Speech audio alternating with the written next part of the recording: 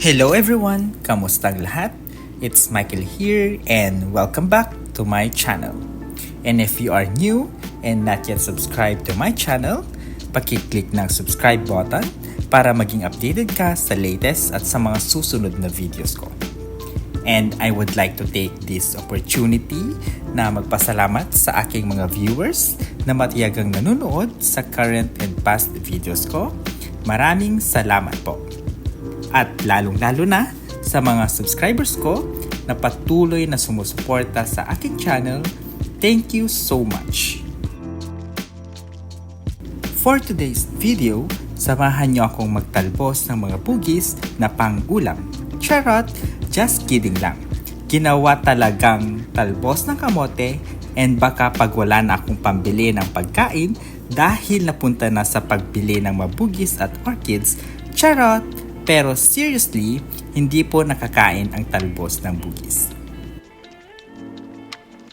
But ang alam ko, yung flowers lang kasi ginagawang juice at yan ang gusto kong itry next. And ngayong araw, ang gagawin ko is tatalbosan ko yung mga maliliit kong bougainvillea. So ito yung mga bagong tanim na bougainvillea which is about 6 months na medyo malalaki na rin yung mga talbos. Ano nga ba yung reason kung bakit mainam na talbusan ang mga ito habang maliit pa sila?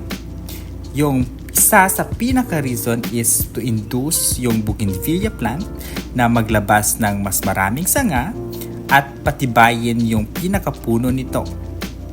Ano ba ang benefit ng mas maraming sanga at pagpapatibay ng pinakapuno? Ang dahilan ay pag mas maraming sanga, equivalent nun is mas maraming yung potential na mas marami yung bulaklak na paglalabasan. And at the same time, mas maganda yung itsura ng bougainvillea plant unlike pag one stem lang na patayo. Yung gusto natin na itsura ng bougainvillea is yung shrubby siya, yung maraming sanga. Ayaw natin yung parang bamboo. Di ba ang pangit nun pag isang puno lang na pataas kaysa sa shrubby na madaming sanga. And pag shrubby, maganda siya kahit mailiit pa lang dahil mas marami itong may lalabas na flowers, mas marami itong paglalabasan ng flowers. And yung pagpapatibay naman ng pinakapuno is to help the plant na maging strong in case na mahangin at para hindi madaling maputol.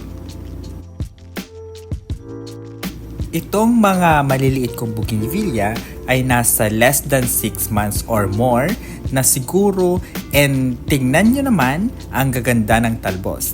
Pero wag po tayo maghinayang sa pagtatalbos dahil pag tinalbosan po natin, mas magbibigay ito ng mas maraming mga magagandang talbos or magagandang mga sanga. Naggaya nga ng sabi ko, mas madaming shoots na paglalabasan, mas madaming future flowers. Dahil pag tinalbosan yung bugis, you are helping yung bugis mo na mas gumanda palalo at you are helping na mas tumibay ito.